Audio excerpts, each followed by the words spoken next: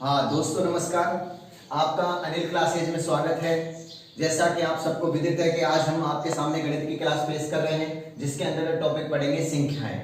और संख्याएं आपकी, अब गणित में संख्याओं का निर्माण कैसे होता है, छोटी संख्या कैसे बनती है, बड़ी संख्या कैसे बनती हैं, तो आज उनके बारे में आपके सामने हम प्रस्तुति देंगे। जिसमें सबसे पहले अपन पढ़ेंगे दार्शनिक संख्याएं। कौन सी संख्या पढ़ेंगे?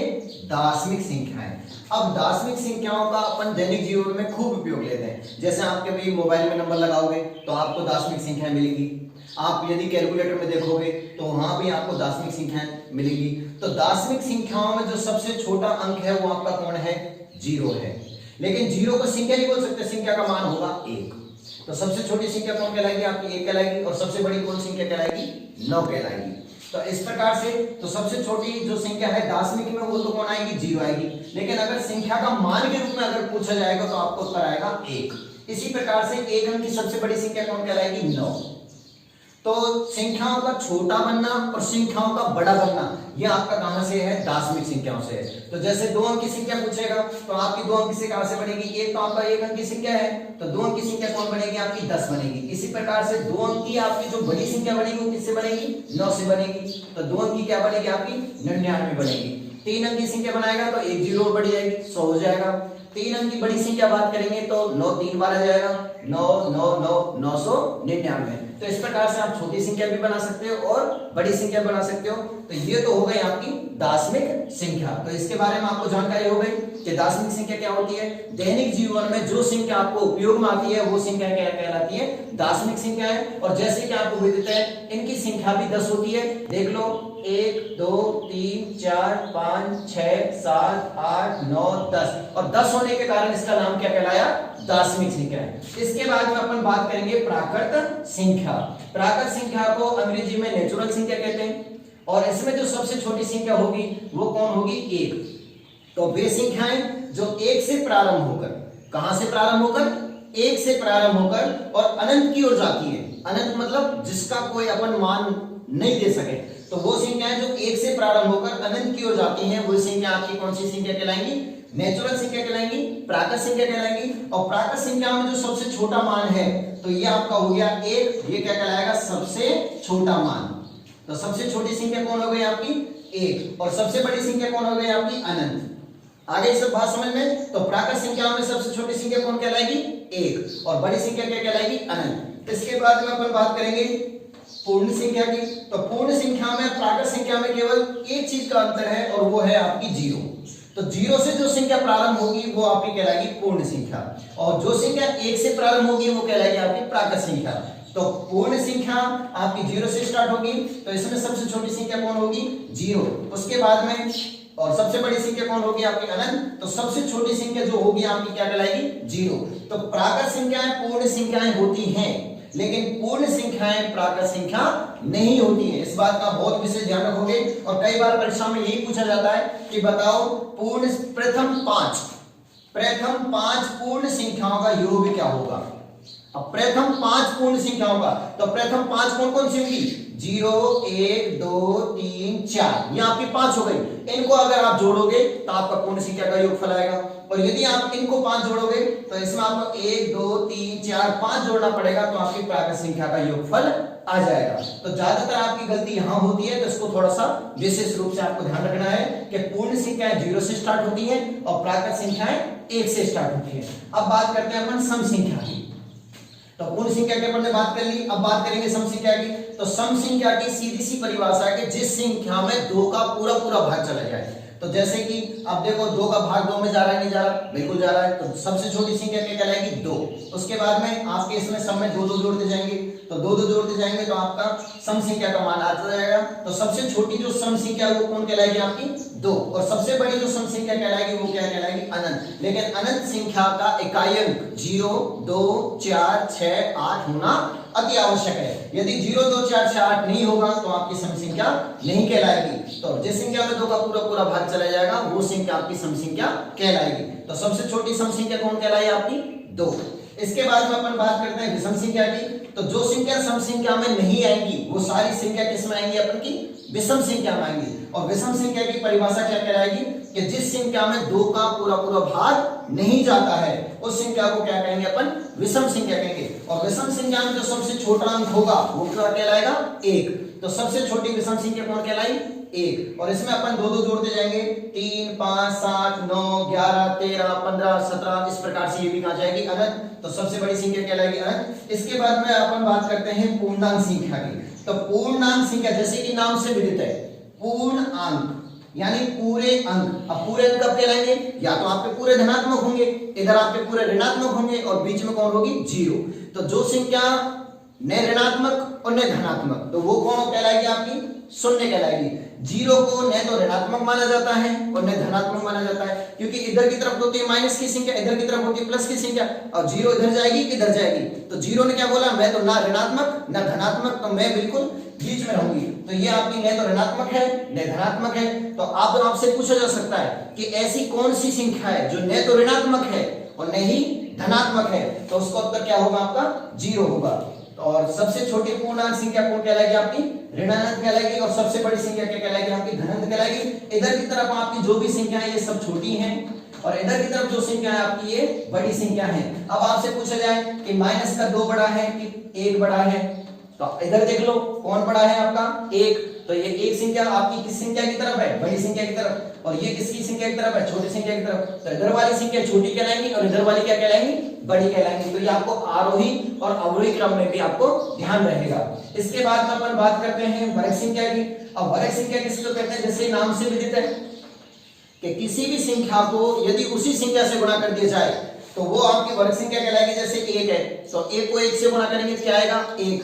2 को 2 से गुणा करेंगे तो 4, 3 को 3 से गुणा करेंगे तो 9, 4 को 4 से गुणा करेंगे तो 16, 5 को 5 से गुणा करेंगे 25। यानी दी गई संख्या को उसी संख्या से यदि गुणा करते हैं तो जो संख्या प्राप्त होती है वो क्या कहलाएगी, वर्ग संख्या कहलाएगी। ये भी अब इसमें सबसे छोटी वर्ग संख्या कौन कहलाएगी, 1, और सबसे बड़ी क्या कहलाएगी, अनंत कहलाएगी। इसके बाद में अपन बात करते हैं घन संख्या की। तो वर्ग में तो 2 बार गुणा करते हैं, तो घन में कितनी बार गुणा करेंगे, 3 बार गुणा करेंगे। तो दी गई संख्या को उसी संख्या से 3 बार गुणा करने पर, तो जो संख्या 3 बार गुणा होगी, जैसे आपकी 1 गुणा 1 गुणा 1, तो उत्तर क्या आया 1, 2 गुणा 2 गुणा 2, उत्तर कितना आया 8। तो ये आपकी घन संख्या कहलाएगी। तो 1 की घन संख्या 1, 2 की 8, 3 की 27, 4 की 64, 5 की 125, और ये आपकी अनंत हो जाएगी। तो सबसे बड़ी कहलाएगी अनंत। इसके बाद में बात करते हैं 9, और 9वें पॉइंट में आपका है भाज्य संख्याएं। अब जैसा कि नाम से विदित है, भाज्य यानी जिस संख्या में कम से कम 2 संख्याओं का भाग जाना चाहिए, दोनों संख्याएं अलग अलग होनी चाहिए, और 2 से अधिक चला जाए तो भी भाज्य संख्या कहलाएंगी। तो 2 या 2 से अधिक संख्याओं में यदि किसी संख्या में भाग चला जाए तो वो संख्या आपकी कहलाएगी भाज्य संख्या। और भाज्य संख्या में जैसे कि 4, तो सबसे छोटी कौन संख्या कहलाएगी, 4। अब 4 में देखो किस किस का भाग जा रहा है, 4 में देखो 1 का भाग जा रहा है, 4 में 2 का भाग जा रहा है, 4 में 4 का भाग जा रहा है। तो बताओ आपका 2 या 2 से अधिक संख्याओं का भाग जा रहा है, नहीं जा रहा, जा रहा है। तो कौन सी संख्या कहलाएगी, भाज्य। तो सबसे छोटी भाज्य संख्या कौन कहलाएगी, आपकी 4। उसके बाद में 6 में आपका 1 का भाग जा रहा है, 2 का भाग जा रहा है, 3 का भाग जा रहा है और 6 का भाग जा रहा है। तो 2 या 2 से अधिक संख्याओं का जब भाग जाता है तो वो आपकी कहलाएगी भाज्य संख्या। इसके बाद में आपका 8 है, इसके बाद में 9 है, इसके बाद में 10 है, और लास्ट में क्या आपकी सबसे बड़ी संख्या क्या कहलाएगी, अनंत। तो इस प्रकार से ये भी आगे बढ़ती चली जाती है। अब बात करते हैं अभाज्य संख्या। जैसे नाम से विदित है, ए आपने हिंदी में पढ़ा होगा, और ए किसके लिए आता है, नहीं के रूप में आता है। तो और भाज्य यानी जिसमें किसी भी संख्या का भाग नहीं जाए, केवल खुद का भाग जाना चाहिए। यानी ऐसी संख्या जिसमें एक और स्वयं के अलावा, कौन, एक और स्वयं के अलावा यदि किसी संख्या का भाग नहीं जाए तो वो संख्या आपकी कहलाएगी अभाज्य संख्या। जैसे कि 2, अब 2 में देखो 1 का भाग जा रहा है और केवल 2 का भाग जा रहा है। इन 2 के अलावा किसी भी और संख्या का भाग नहीं जाएगा। यानी जिस संख्या के एक और स्वयं के अलावा, एक और स्वयं के अलावा किसी और संख्या का भाग नहीं जाए वो आपकी कहलाएगी अभाज्य संख्या।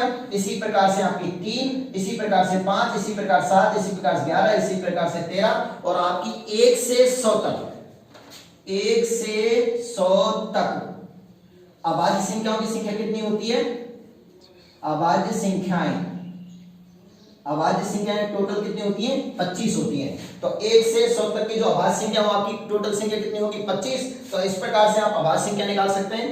तो इससे अगला जो हम अपन संख्या पढ़ेंगे, जो जिसमें अपन श्रेणी बोलते हैं, तो श्रेणियों के बारे में अभी थोड़ी देर में अपन चर्चा करते हैं, ठीक है।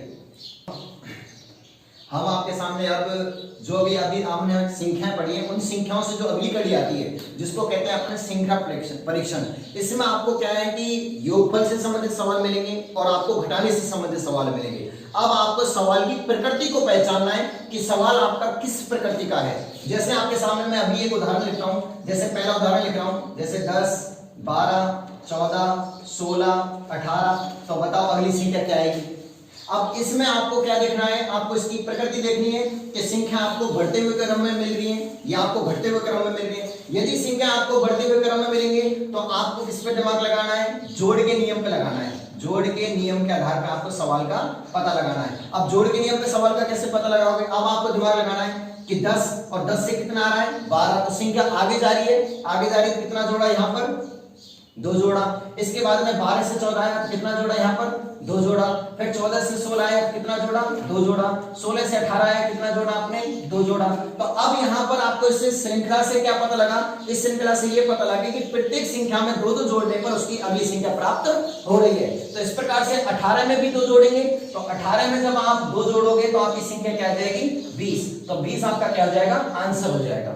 बात आ गई समझ में। यानी आपको सवाल की प्रकृति को पहचानना है और सवाल को आगे बढ़ाना है। इसके बाद में अपन मैं एक दूसरा उदाहरण देता हूं, जैसे मान लो एक संख्या आपकी 4 है, 4 के बाद में आपका 7 आ गया, 7 के बाद में 11 आ गया, फिर 11 के बाद में 16 आ गया, तो अब बताओ अगली संख्या क्या आएगी। इस प्रकार से आपको सवाल मिलेगा। तो अब आपको यहाँ पर पहचानना है, तो वही बात है कि संख्या किस क्रम में जा रही है, आपकी बढ़ते हुए क्रम में जा रही है। कौन से क्रम में जा रही है, बढ़ते हुए क्रम में। और बढ़ते हुए क्रम को क्या कहते हैं अपन, आरोही क्रम कहते हैं। कौन सा क्रम कहते हैं, आरोही क्रम। तो आरोही क्रम आपको पहचान में आ गया कि जो संख्या बढ़ते हुए क्रम होती है वो कौन सा क्रम हो जाएगा, आरोही क्रम हो जाएगा। अब आपको दिमाग लगाना है कि 4 में कितने जोड़े आपने 3 जोड़े, उसके बाद में 7 में कितने जोड़े आपने 4 जोड़े, फिर आपने 11 में कितने जोड़े आपने 5 जोड़े। इसका मतलब यहाँ आपने 3 जोड़े, फिर आपने 4 जोड़े, फिर आपने 5 जोड़े, तो अब कितना जुड़ेगा आपको खूब पता लग रहा है कि संख्याओं में एक एक बढ़ता जा रहा है। तो 5 से आगे क्या आएगा 6, तो आपका 16 में जब आपका 6 जुड़ेगा तो कितना हो जाएगा आपका 22, और ये आपका 22 क्या आ जाएगा, आंसर आ जाएगा। इसी प्रकार से आपको अब तीसरा उदाहरण देखिए। अब तीसरा उदाहरण इससे भी और अच्छा आएगा। जैसे मान लो ये हमने जैसे मान लो यहाँ लिखा 3, और 3 में अपन 3 में बढ़ा दी संख्या, उसके बाद में यहाँ बढ़ाने के बाद में फिर यहाँ लिख दिया, उसके बाद में इसमें आगे बढ़ाने से बाद में यहाँ लिख दिया, फिर उसके आगे बढ़ाने से बाद में आपने अगली संख्या इसने पूछी है। अब आपको यहाँ दिमाग लगाना है, यहाँ भी देख लो वही क्रम है, वही बढ़ता हुआ क्रम यहाँ मिल रहा है, लेकिन अब यहाँ को आपको क्या है, जो आपने संख्याएं पढ़ी है उन संख्याओं के आधार पर आपको दिमाग लगाना है। तो देखो यहाँ पर आपने कितना जोड़ा, 1 जोड़ा, उसके बाद में यहाँ कितना जोड़ा आपने 4 जोड़ा, उसके बाद में यहाँ कितना जोड़ा आपने 9 जोड़ा। अब आपने 1 4 9 किस संख्या के अंतर्गत पढ़ी है, तो वो किसमें पढ़ी आपने, वर्ग संख्याओं में पढ़ी है। इसका मतलब यहाँ पर आपको कौन कौन सी संख्या ध्यान रखनी है, वर्ग संख्या का ध्यान रखना है। और यहाँ पर आपकी वर्ग संख्या बढ़ रही है, इसका मतलब पहले 1 बढ़ा, 1 का वर्ग, 4 बढ़ा, 2 का वर्ग, 9 बढ़ा, 3 का वर्ग, तो अब कितना बढ़ेगा 16, तो 16 किसका आएगा 4 का वर्ग। तो यहाँ पर 17 प्लस 16 बराबर कितने हो जाएंगे आपके 33, और ये आपका क्या आ जाएगा, आंसर आ जाएगा। तो ये आपके जोड़ के नियम के सवाल बनते हैं जो आपको बहुत ही विशेष रूप से ध्यान रखना है। और ये ज्यादातर सवाल आपको संख्याओं से ही अटैचमेंट होंगे, और जब आपको संख्या याद होंगी तो ऑटोमेटिक आप जोड़ के नियम को भी क्लियर कर लोगे। बहुत अच्छी बात है, आपके समझ में आ गई होगी। जैसे दोस्तों अब आपके सामने अपन इसी श्रृंखला को आगे बढ़ाते हुए श्रृंखला परीक्षण अपन पढ़ रहे हैं। जैसे हमने पिछली क्लास में आपने इसी जस्ट आगे हमने जोड़ का नियम पढ़ा है, अब आप पढ़ेंगे घटाव का नियम। कौन सा नियम पढ़ेंगे, घटाव का नियम। अब सबसे पहली बात है वही आपको प्रकृति के बारे में पता लगाना है। तो जैसे आपने जोड़ की प्रकृति में पता लगा था कि संख्या आपको बढ़ते हुए क्रम में मिल रही है, तो यहाँ पर आपको संख्या कौन से क्रम में मिलेंगी, आपको घटते हुए क्रम में मिलेगी। घटते हुए क्रम में आपको संख्या मिलेगी, और घटते हुए क्रम को अपन बोलते हैं अवरोही क्रम। कौन सा क्रम बोलते हैं, अवरोही क्रम। अब घटते हुए क्रम का आपके सामने मैं जैसे ही उदाहरण आपको पेश करूंगा तो आपके दिमाग में ऑटोमेटिक वो समझ में आ जाएगा।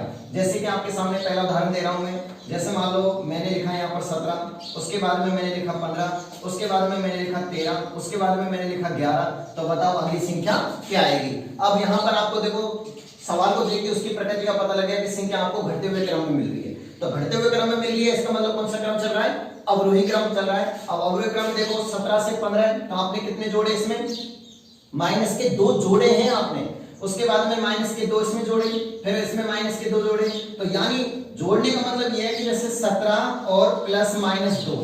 अब यहाँ जब प्लस माइनस की दोनों एक दूसरे के एक विपरीत है तो विपरीत है तो 17 और इन दोनों विपरीतों को गुणा करेंगे तो माइनस आएगा। यानी समान संख्या यदि हो जाए, ये समान चिन्ह हो जाए, ध्यान रखना कि समान चिन्ह होने पर तो आएगा आपका प्लस, और असमान चिन्ह होने पर आएगा माइनस। असमान, अब देखो यहाँ पर दोनों समान है क्या? समान है। असमान चिन्ह उत्तर किसमें आएगा? माइनस में। और 17 में से 2 जाएगा, कितने बचेंगे आपके? 15। तो देखो 17 में से 2 घटाए कितना आ गया? 15। 15 में से 2 घटाए कितना आ गया? 13। 13 में से 2 घटाए कितना आ गया? 11। और 11 में से अपन 2 घटाएंगे तो यहाँ पर 11 माइनस 2 बराबर कौन आ जाएगा? 9। तो 9 आपका क्या आ जाएगा? आंसर। तो यहाँ पर आपको सवाल की प्रकृति का क्या पता लगा कि सवाल आपका घटते हुए क्रम में चल रहा है, और जहां घटते हुए सवाल चलेगा तो वहां आपका नियम लगेगा अवरोही क्रम, और अवरोही क्रम आपने यहां पर ये देखा। इसके बाद में हम एक और उदाहरण देखते हैं आपके सामने।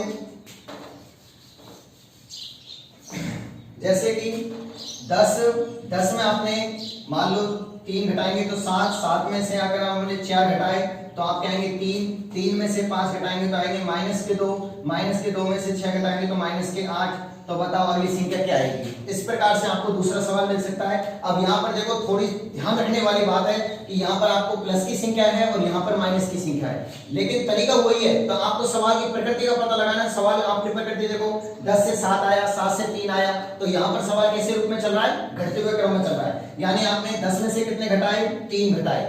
उसके बाद में आपने यहां से यहां कितने घटाए? 4 घटाए। उसने आपने यहां से यहां कितने घटाए? 5 घटाए। अब देखो 3 में से 5 घटाए, यानी 3 में से जब 5 घटाएंगे तो देखो 3 संख्या किसकी है? यहाँ पर प्लस की है, और 5 संख्या किसकी है? माइनस की है। तो प्लस के ज्यादा है कि माइनस के ज्यादा है? माइनस के ज्यादा है। और जो माइनस के में से प्लस के जाएंगे तो माइनस के कितने बचेंगे? 2। देखो ये आ गया। उसके बाद में माइनस के 2 हैं और माइनस के आपके, अब माइनस के 2 में से माइनस के 8 हैं, तो ये देखो। अब देखो माइनस के 8 और माइनस के 2 दोनों का जब अंतर करेंगे तो यहाँ पर आपका अंतर कितने का मिलेगा? आपका 6 का मिलेगा। देखो ये बहुत समझने लायक बात है। यानी माइनस के 2 में से यदि आप माइनस के 6 को देख लो, माइनस के 2 में से यदि आप माइनस के 6 को यहां पर घटाते हैं तो घटाने से आपके माइनस के कितना आ गए? 8। अब देखो यहां पर 3 घटाए, यहां पर 4 घटाए, यहां पर 5 घटाए, यहां पर 6 घटाए, तो अब कितने घटाएंगे? 7। तो 8 में जब 7 घटाने की बात करेंगे तो वो माइनस की तरफ बढ़ेगी, और बढ़ेगी तो आपका कितना आ जाएगा यहाँ पर? यानी माइनस के 8 और इसमें प्लस माइनस के जब 7 बढ़ाएंगे तो इसमें आएगा देखो माइनस के 8, प्लस और माइनस की जब दोनों लड़ाई होगी तो माइनस के 7, और 8 और 7 माइनस के कितने हो गए? 15। तो इस प्रकार से आपका माइनस का 15 उत्तर आएगा। थोड़ा सा और दोबारा समझिए। देखो माइनस के 8 थे, उसके बाद में माइनस के 7 उसमें घटते जा रहे हैं। देखो यहाँ माइनस की संख्या घटती जा रही है, तो माइनस के 7 आए कि नहीं आए? तो यहाँ पर माइनस के 8 और यहाँ पर माइनस के 7, तो यहाँ माइनस, इन दोनों में से प्लस और माइनस है, दोनों असमान चिन्ह है। असमान चिन्ह की मैंने पहले बात कर ली। असमान चिन्ह आएगा तो क्या आएगा? माइनस का। और माइनस दोनों होने पर तो जैसे प्लस की संख्या जुड़ती है ऐसे ही आपकी माइनस की संख्या जुड़ती है। तो माइनस के कितना आ गए? 15। तो ये आपका आंसर हो जाएगा। तो ये हो गया आपका घटता हुआ क्रम। अब ये दोनों ही सवाल यानी घटने वाले और जुड़ने वाले, अब दोनों का मिश्रण आएगा। तो मिश्रण में जैसे आपका एक उदाहरण देते हैं। जैसे 10 में 1 जोड़ेंगे 11, 11 में से 2 घटाएंगे आपके, तो यहाँ जाएगा जैसे 10 से ये 11 आ जाएगा, ये 9 आ जाएगा, फिर ये 12 आ जाएगा, ये 8 आ जाएगा। तो इस प्रकार से आपको अगला सवाल पूछेगा। तो बताओ कि इसमें अगली संख्या क्या होगी। अब यहाँ पर देखो, यहाँ आपको क्या करना है? कभी संख्या जुड़ रही है, कभी संख्या घट रही है, तो आपको क्या करना है? एक एक संख्या आपको छोड़ के करना है। ये दो, अब यहां से अंत मत लगाओगे तो देखो 10 से 11 कितना जोड़ा? 1। 11 से 12 कितना जोड़ा? 1। तो 12 से यहां जोड़ेंगे कितना? देखो 1 1 जुड़ रहा है, तो 1 जोड़ेंगे कितना आ जाएगा? तो 12 प्लस 1 बराबर कितना आ जाएगा? 13। ये आंसर हो जाएगा। अगर मान लो इसकी अगली संख्या पूछता तो देखो ये संख्या यहां जाती और ये संख्या यहां से यहां जाएगी। तो यहाँ देखो 11 से 9 तो माइनस के 2 घटाए, 9 से 8 तो यहाँ माइनस का 1 घटाए, यहाँ 2 घटाए, यहाँ 1 घटाए, तो यहाँ कितना घटाएगा भाई? यहाँ 2 घटाए, यहाँ 1 घटाया, तो कितना घटाएगा? 0। तो 8 में से 0 जाएगा, तो 8 में से जब 0 जाएगा कितना बचेगा? 8। ये आपका आंसर है। तो ये आपके जोड़ का और घटाने का नियम भी संयुक्त हो गया। तो इस प्रकार से आपको स्वयं विवेक का ध्यान रखना है, और जोड़ने और घटाने का बहुत ही विशेष रूप से जब ध्यान रखोगे तो आपका सवाल गलत नहीं होगा। थैंक्स। इसी श्रृंखला परीक्षण को हम आगे बढ़ाते हुए अब अपन पढ़ेंगे गुणा के नियम के आधार पर, गुणा के नियम के आधार पर। अब इसमें आपके गुणा के नियम के आधार पर जैसे सवाल में लिखते हैं अपन, जैसे मैं आपके सामने उदाहरण पेश करता हूं, जैसे 2 के बाद में 5 के बाद में 11 के बाद में 23 और ये इस प्रकार से आपकी अगली संख्या पूछेगा, तो बताओ अगली संख्या क्या आएगी। अब आपको थोड़ा सा ध्यान रखना है, अब आपको इसको जोड़ के आधार पर भी कर सकते हो और आप अपने स्वयं विवेक के आधार पर कर सकते हो। एक सवाल को करने की कई विधियां होती है, बशर्ते आपका ये उसमें तरीका पूरा एक लगना चाहिए। अब जैसे अपन इसको गुणा के आधार पर करेंगे, तो देखो 2 को 2 से गुणा किया, कितना आया 4, और 4 में अपन कितना जोड़ा 1, तो बताओ अगली संख्या 5 आई कि नहीं आई। देख लो 2 को 2 से जोड़ेंगे, गुणा करेंगे पहले 4 में जोड़ेंगे 5, अब आपकी संख्या कितनी है 5 से 11 लाना है, 5 को 2 से गुणा किया 5 दूनी 10 और 10 में 1 जोड़ेंगे कितना आ गया 11, फिर आगे 11 को बढ़ाना है, 11 गुणा 2 11 गुना 22 में 1 जोड़ा कितना आ गया 23। बताओ आपकी संख्या है कि नहीं है। तो अब आपका क्रम ये चल रहा है, यानी जो संख्या है उसको 2 से गुणा करो, उसके बाद में 1 जोड़ दो, तो 2 से गुणा करेंगे 1 जोड़ेंगे तो आपकी अगली संख्या प्राप्त हो जाएगी। अब आपकी संख्या किससे प्राप्त करनी है 23 से, तो आपको 23 को लेना है यहाँ पर, और 23 को कितने से गुणा करेंगे 2 से, तो 23 गुना 46 और 46 में 1 जोड़ेंगे कितना आएगा 47, तो ये आपका उत्तर हो जाएगा। बात समझ में आ गई। यानी गुणा के नियम में क्या करना है, आपको संख्या तो बढ़ते हुए क्रम में मिलेगी और बढ़ते हुए क्रम में मिलेगी तो आरोही क्रम मिलेगा, उसमें आपको थोड़ा सा दिमाग लगाना है किससे गुणा हो रही है और कितना जुड़ रहा है। तो ये संख्या 2 से गुणा हो रही है, 1 जुड़ रहा है, तो इस प्रकार से आपका गुणा का सवाल मिलेगा। इसी आधार पर आपको वर्ग का सवाल मिलेगा, वर्ग के नियम का भी आपको सवाल मिलेगा। अब वर्ग के नियम का सवाल कैसे मिलेगा, थोड़ा देखो ध्यान से। उदाहरण आपके सामने है, जैसे आपका 1 है, 4 है, 9 है, 16 है, 25 है, 36 है, तो बताओ अगली संख्या क्या आएगी। तो ये आपका वर्ग सवाल हो गया। अब इसमें क्या करना है, आपको दिमाग लगाना है कि 1, तो ये 1 4 9 16 क्या है आपके, तो दिमाग में ऑटोमेटिक जो आपने संख्याएं पढ़ी है तो उससे आपको दिमाग लगेगा ये तो वर्ग संख्या है। तो 1 का वर्ग क्या होता है 1, 2 का वर्ग क्या होता है 4, 3 का वर्ग क्या होता है 9, 4 का वर्ग क्या होता है 16, 5 का वर्ग क्या होता है 25, 6 का वर्ग क्या होगा 36। तो अब देख लो सब संख्या एक एक बढ़ती जा रही है और उसकी वर्ग आती जा रही है। तो अब 6 के बाद में क्या आएगा 7, तो 7 की वर्ग संख्या जब निकालेंगे तो कितना आएगा 49। तो ये आपका क्या आ जाएगा आंसर हो जाएगा। बात समझ में आ गई। इसी प्रकार से इस नियम के आधार पर दूसरा भी आपको सवाल दे सकता है। जैसे क्या करेगा, जैसे मान लो 1 दे दिया, इसमें आपको सवाल बढ़ाएगा। जैसे मान लो 2 दे दिया, फिर 5 दे दिया, फिर उसके बाद में आपको 10 देगा, फिर आपको 17 देगा, फिर आपको मान लो 26 दे दिया, तो बताओ अगली संख्या क्या आएगी। तो यहाँ पर भी देख लो वही संख्या है, बढ़ते हुए क्रम में मिल रही है, लेकिन आपका ये सवाल है जो वर्ग से संबंधित है। अब ये कैसे है, तो देखो यहाँ पर आपने सभी के वर्ग निकाले हुए हैं और इन्हीं वर्गों में देखो एक एक संख्या आगे उसने बढ़ा दी है। तो यहाँ 1 का वर्ग किया 1 जोड़ दिया तो कितना आया 2, या 2 का वर्ग किया 1 जोड़ दिया कितना आया 5, या 3 का वर्ग किया 1 जोड़ दिया कितना आया 10, या 4 का वर्ग किया 1 जोड़ दिया, 4 का वर्ग किया 1 जोड़ दिया कितना आया 17, 5 का वर्ग किया 1 जोड़ दिया कितना आया 26। तो बताओ अब 5 का वर्ग आ गया तो 5 के बाद में क्या आएगा 6 का वर्ग, और 6 के वर्ग में 1 जोड़ेंगे तो 6 का वर्ग क्या होगा 36, और 36 में 1 जोड़ेंगे तो क्या आ जाएगा 37। तो ये आपका क्या आ जाएगा उत्तर आ जाएगा। तो इस प्रकार से आपके वर्ग सवाल बना सकता है। अब इसके बाद में अपन पढ़ेंगे घन के सवाल, यानी घन के नियम। अब घन के नियमों में क्या बताएगा, तो यहाँ पर पढ़ेंगे अपन घन के नियम। अब घन के नियम में घन के सवाल बनेंगे। जैसे आपका पहला उदाहरण है, जैसे 1 का फिर दे देगा आपका 8 का दे देगा, फिर उसके बाद में 27 आ जाएगा, उसके बाद में आपका 64 आ जाएगा। तो बताओ अगली संख्या क्या आएगी। तो ये है आपका 1 का घन, और 1 का घन कितना आएगा 1, ये आएगा 2 का घन कितना आ गया 8, ये आ गया 3 का घन कितना आ गया 27, ये आ गया 4 का घन तो ये आ जाएगा 64। अब देखो सभी अलग अलग हैं लेकिन एक एक संख्या बढ़ रही है। तो पहले 1 का, फिर 2 का, फिर 3 का, फिर 4 का, तो अगली संख्या किसका घन आएगी 5 का। तो 5 का घन करेंगे तो कितना आएगा 125। तो ये आपका क्या आ जाएगा उत्तर आ जाएगा। और जिस प्रकार से मैंने ये दूसरा उदाहरण दिया है तो ऐसे भी आपको घन के सवाल भी आपको मिल सकते हैं।